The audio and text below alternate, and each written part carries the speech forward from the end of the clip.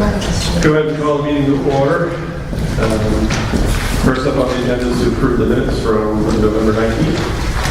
Any motion to do so? Motion. Second. Any corrections, changes, comments, questions? And now all those in favor? Unanimous. Lovely talking. Yes, thank you. Next up is citizen comments. Are there any at this point in time? Can I just jump in as a citizen real quick? Certainly. I just want to say thank you to the PTO and Whitney Board who put on the kids care craft fair last Saturday, because it really was a lovely day of community, like multi-generational, and lots of light and love in the room and all that, and I think some good money was raised. So thank you for that.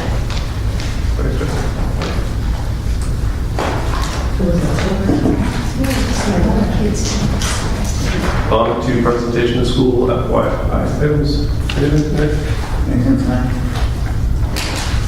Moving on, whole business. Early childhood education update. We'll probably discuss that more when we talk about the warrant articles. We'll move on from there. Go on to instructional issues. First reading of policies. Is there any discussion in the first reading of things that we want to talk about, any of these policies individually on for any particular reason? And we can do that if we're actually going to entertain accepting all of them in the first reading anyway. Kevin, did you have something you wanted to? No, we did review. We had Kate and Jess for personnel in policy committee. And we did review a couple of the pieces. There were some questions. I don't know if anybody had any specific questions.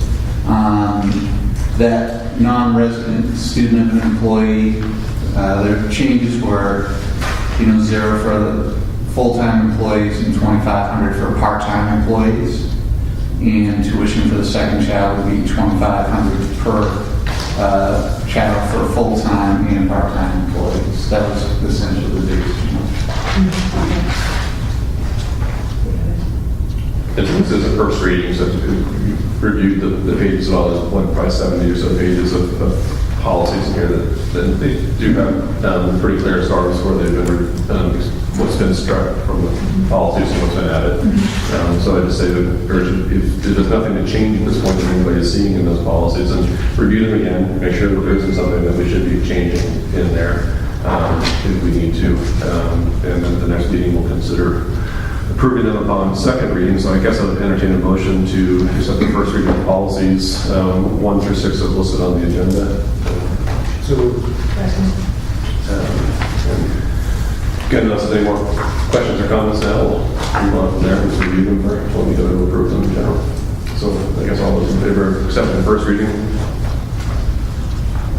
Thank you for doing all the work on those. Yeah, there's a lot It's to a do. lot of work, so thank you very much.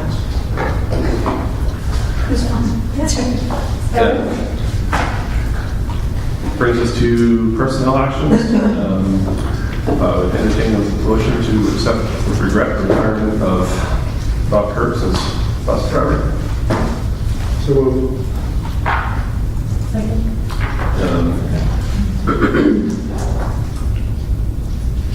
I'll just read the.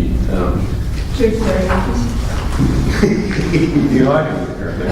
Is that the answer? We need to go back to patents. So wait. Robert, pursuant to Article 14, paragraphs 14.1 and 14.2. Oh, that's Mark. We're going to do him next.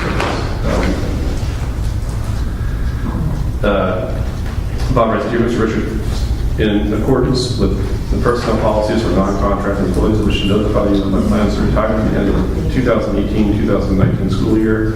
I've enjoyed my 24 years of service. It's time for a change and a rest. Sincerely yours, Bob Kurtz. Both of these gentlemen are going to be very missed by our school district. He's put in a tremendous service to the school, and I would just like to thank him on behalf of the school for all the service that he's done for us and years of doing what he's had and what he's contributed, not only just as a bus driver, but to the importance of how our bus program has always worked. He's always contributed very thoughtfully to it, and it's much appreciated.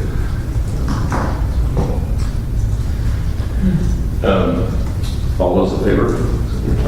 Have to, right? Can we say no?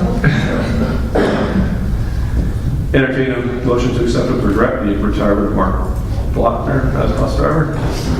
So moved. I'll read Mark's letter too.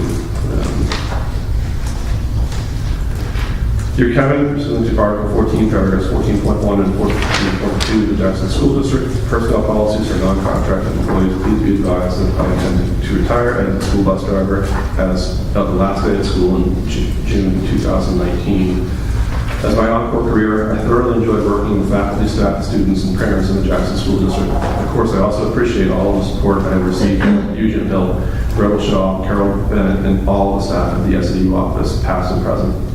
As much as I will miss being a bus driver in Jackson, I look forward to spending more time with my family. Sincerely, Mark Blockner.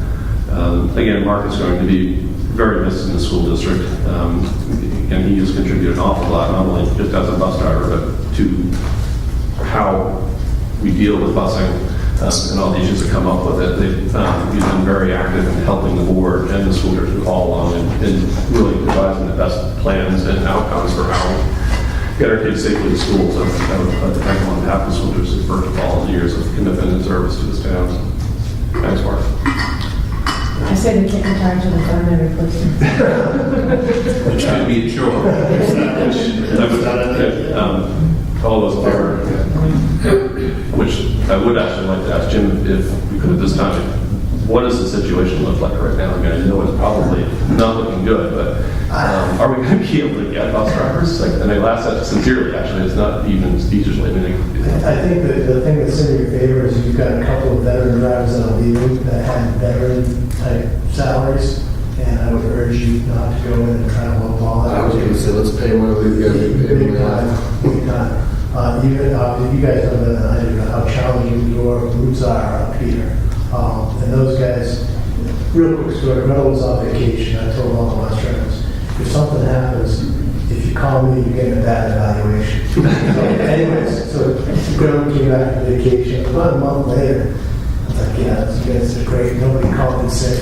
Mark said, I did call in sick, but this didn't bother you. You didn't bother with it. I think there may be some people that you may especially if they can get an increase. may be interested. But no, those are some tough shoes. Big shoes. And there is a huge bus driver shortage in the state of New Hampshire. It's Heard it on the news, yeah. tremendous. The Department is putting together a task force to address it. I like what you said. Those guys are unbelievable. The bus drivers as a whole, that's a tough job, and conditions and climate and geography like we have here. And they've never complained to me. They are just professional, and they've been a pleasure to work. And stuff happens. It's seamless. I mean, buses break down. People have things pop up, and we never even know that this happens. They just, yes, they do. You guys are have been so fortunate, so fortunate. As Joe Wilson used to say, in the first face the kids see in the morning, and the last face in the school they see every afternoon. I was going to say they've always been so good with the kids. There's never complaint, the kids get off the bus and there's never, a negative thing to say about the bus driver. They're always happy to see you, always happy to answer questions and help you. This has been wonderful. I'm going to miss them. Let's go. Moving on to business affairs. Everyone's seen the budget status report? Any questions, comments there? Just the same comment as last meeting. Pretty tight still. You'll see the revenue side of things. Which brings us to review of the proposed budget and proposed warrant articles. As we jump into this, I kind of just wanted to review a little bit of the process we go through for this. Our budget hearing is scheduled for next month, and that's technically when the warrant has to be complete and set up. But from a technical aspect, the warrant as presented is a decision made by the school board. It's with recommendations and guidance from the SAU and from Gail and the school as far as our budget's concerned and everything else. But really what goes on here is the result of the decision that we made. And in years past, in this December meeting is when we would decide what was going on the warrant as a board.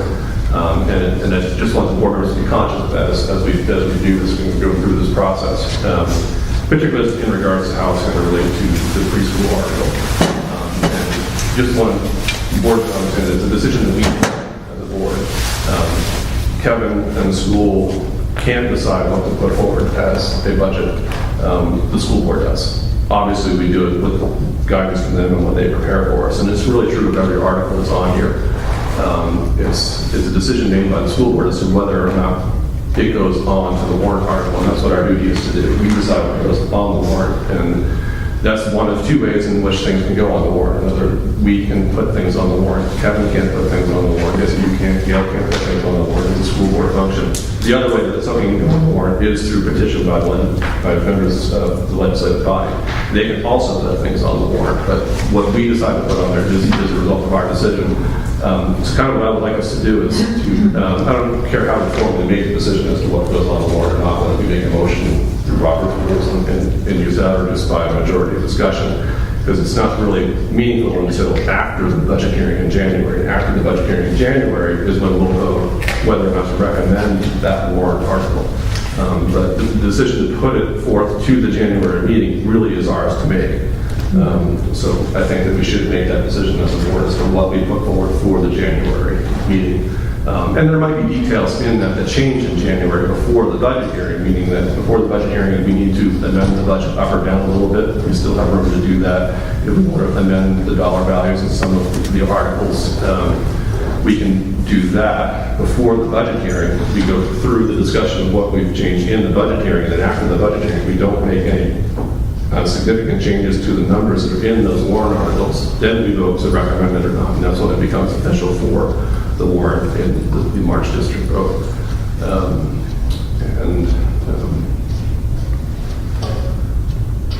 Something else I'm going to add to that, but it's already something on. Just jump right into it. So Kevin, are you going to run us through the budget? I would love to. I have a question before you do. I see some numbers in this new one that Jess and I had talked about taking out that we're not taking out. Well, so there was a conversation, and maybe we'll go through. Tonight this is really the first look for the entire board, as Jerry was saying. And tonight you can go back and there were some questions that were asked, and whether you're going to take money out of the maintenance trust fund or vice versa. So I'll walk you through these pieces, and then you can decide how you'd like to tackle those things. That's great, and I remember what I was going to say now. The reason why I like to do it this way is so that when we go into January, it's the best way to be transparent to the people that come to our budget hearing, to know that, okay, this is what we decided as a board. So when we engage in a really good discussion, hopefully in January, about what we propose, it's transparent to know how that decision arrived there. That it's really the board is making these decisions to put these things in place. So, thanks, Kevin. So if I will, I'm going to start with this page here, the overall. I think they're in your copies if you don't have one. And this is the kind of the summary proposed increases and decreases. So the overall budget, about halfway down, you'll see is up 6.89%, or $177,628. So that's the overall look at the entire budget, the operating budget. That does not include additional warrant articles. So if you take a look at the summary at the very bottom there, it'll talk about salaries, all including contingency, performance, $31,000 increase over last year. And that was an increase of a half-time aide, which was a total of $9,300 in salary plus benefits. So all performance-based increases are budgeted for contract, non-contracted. So we have that built into the budget.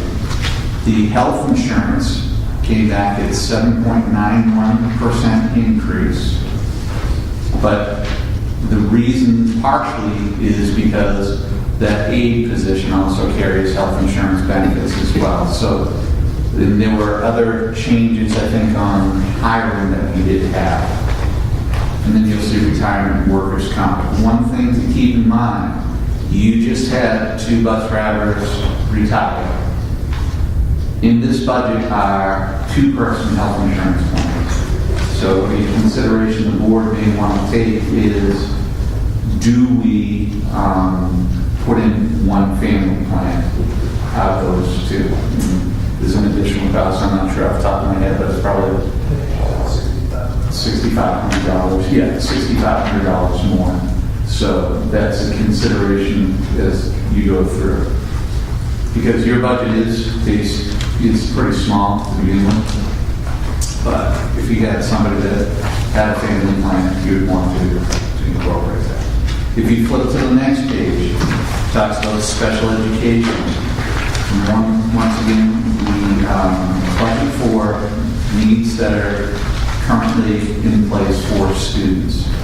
So you'll see it's pretty stable with some minor increases in psych testing, counseling, and physical and occupational therapy. The secretary who made the photocopies may have got the names on one. Yes.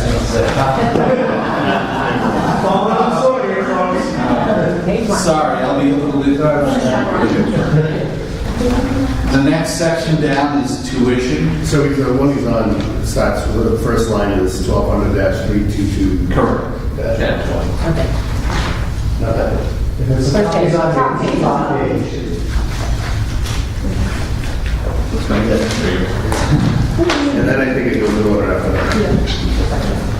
Sorry. Yeah, so- The tuition, you'll see middle school tuition, we have 2 more students budgeted for at Josiah Bartlett for the 1920 year. You had 14 in the budget for this year, 16 next year. In the high school tuition, actually, you have like half a student more at the high school, but because of the funding formula, that share dropped down. So your overall tuition is up $29,000. Kevin, on that page, it's mostly because the interest on the bond is less. So we're getting more payments for the principal now. You get it. Under maintenance, and these are a couple of pieces that you'll see, the big number, that's $61,100. That includes Whitney Center siding and for $46,000, as well as replacement of floor tiles in the grammar school for $25,000. So as we go through those lines, those are pieces that I know were conversations that Jess and Keith had. Do we take some of the money out of the maintenance trust funds to offset some of that? Didn't we also talk about not doing the tiles? Yeah. Oh, Yeah, I okay. said we weren't going to do that. Right, okay. So if you want to recommend taking that out, we can take that I out. think we, Yeah. I think the flooring out, and I think we should have a bigger discussion on how we want to pay for the siding. Yeah.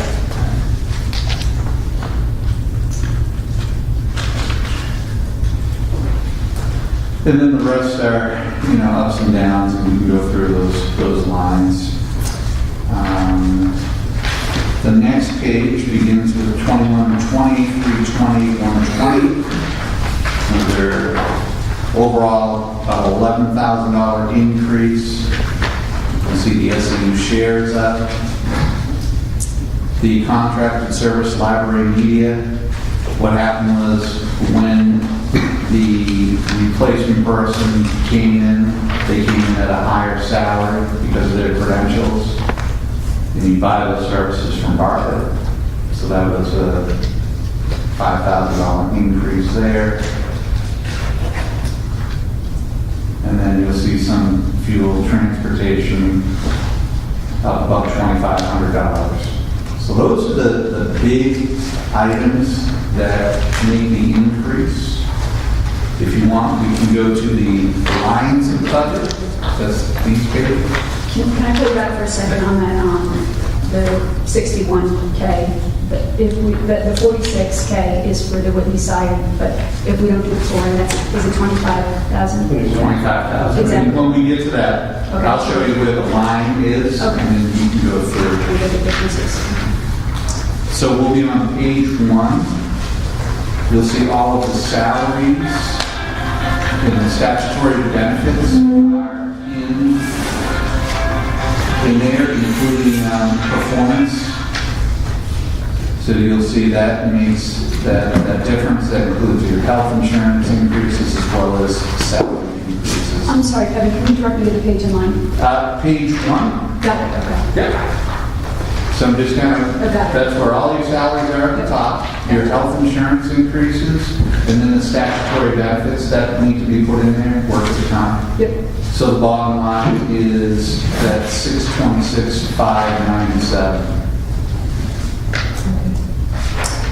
And then at the bottom of that, you'll see this is where all of your supplies, your expendables, Tin Mountain is in there.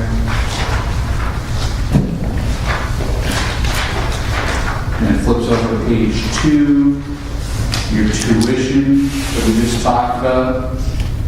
You'll see the increases there and the decreases. Your supply lines for all the, and those are pretty consistent across the board. And you'll see that's your 1,100 accounts. And then you'll see special education at the bottom of page 2. And feel free to ask me questions if you have any questions. Going to page 3. Again, the top part is just continuing with those statutory benefits that are included. And then the next section is a little bit more special education. You'll see that's pretty consistent from last year. Your co-curricular, and that's pretty consistent as well from last year.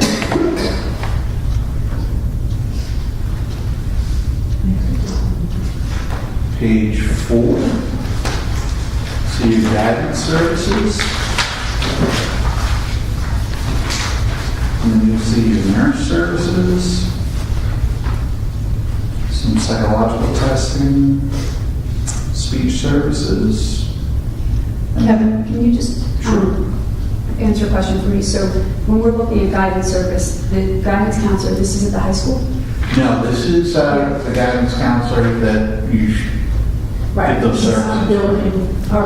In-house here now. Oh, that's right. And then- You said the contract. We do, and we contribute to the family support services person over Bartlett. Yes, I know they don't have any at the She high was school. back in the Yeah. first salary.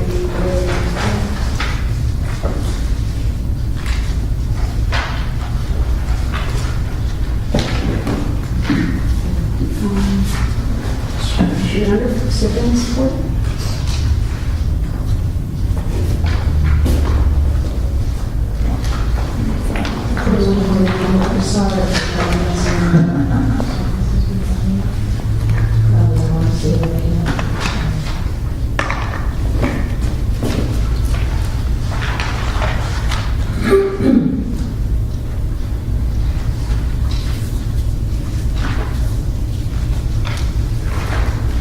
We'll find it.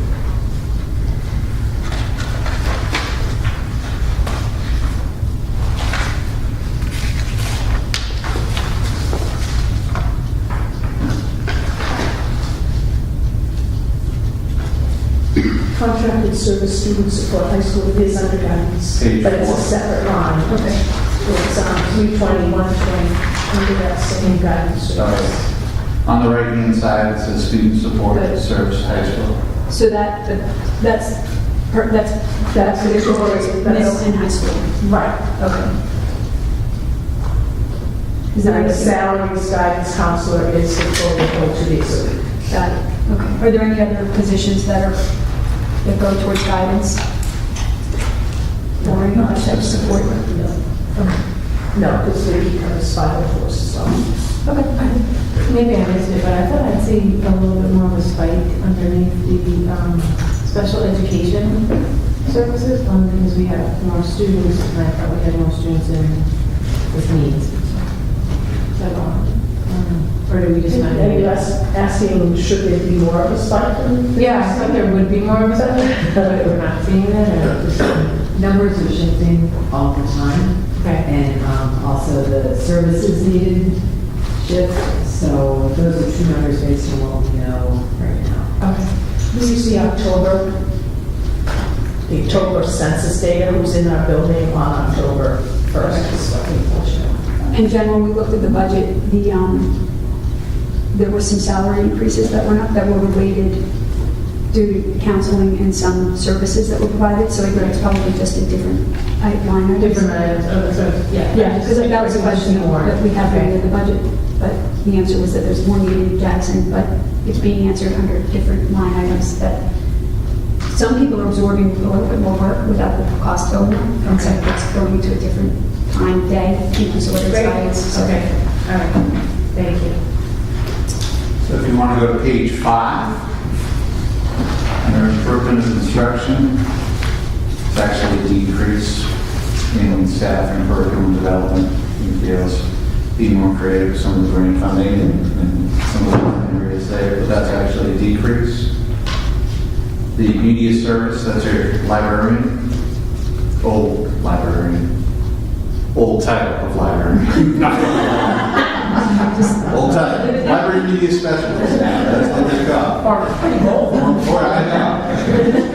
She's not really that old. Yeah. So you'll see, again, that was a personnel change, that's where the salary changed. And And that then is a hourly contract.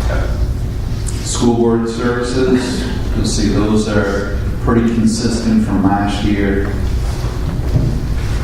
SAU share, you'll see that's a $6,900 increase.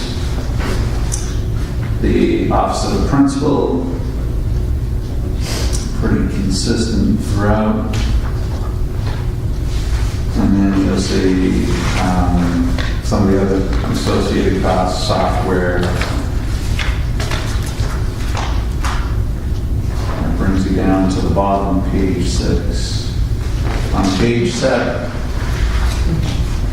you'll see the first tier is salary and benefits for your maintenance and custodial staff. The second group right there, you'll see about the 1, 2, 3, fourth line down, $95,835. Okay, that's a significant increase. In that increase is $45,000 for the $46,000 for the Whitney Center siding, and then $25,000 for flooring in the halls and the classroom. What I heard was that you folks are taking the $25,000 out. I think we wanted to take both out of the operating budget and recommend taking the siding out of one of the trust funds. Do we want to continue that now, or do we want to cut it now? Yeah, that was what I- You get You through guys it. can make the recommendation. Well, I have lots of questions first, because you're going to try to see about funds, what's going on when. Let's jump into that right now, that's all. Okay, so did you have any chance to look to see how, if those funds can be? I did, and then I went back, well, I did not, Lori Burnell does the archiving research. So the tuition trust funds that you do, I mean, the trust funds are very specific when they are created. And your special education trust fund is very specific for the unanticipated special education expenses. The tuition trust fund for purpose of assisting with future anticipated tuition costs to other districts.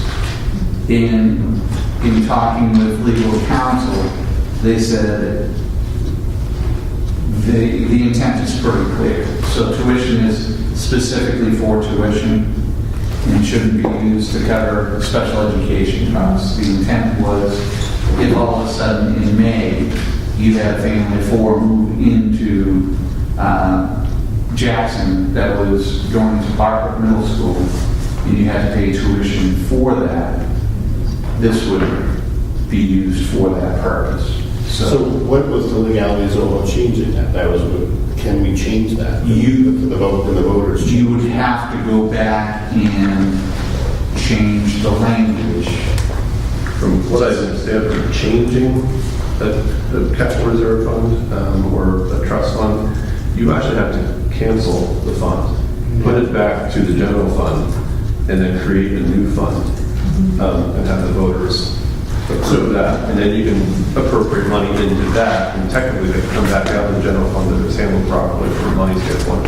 So I guess, why are you asking that question? Well, there was two. I had the same question on the maintenance, and I'll tell you in a second. Okay, so why are you asking about the tuition and the special ed Well, I fund? was going to wait until we got there to say it. So the reason I was asking is a few years ago, we as a board said we were going to cap that number that we were putting in there, like 100 grand. Yeah. And now, I'm talking to Pam and stuff, people are talking that maybe closer to 200,000 is a more comfortable number.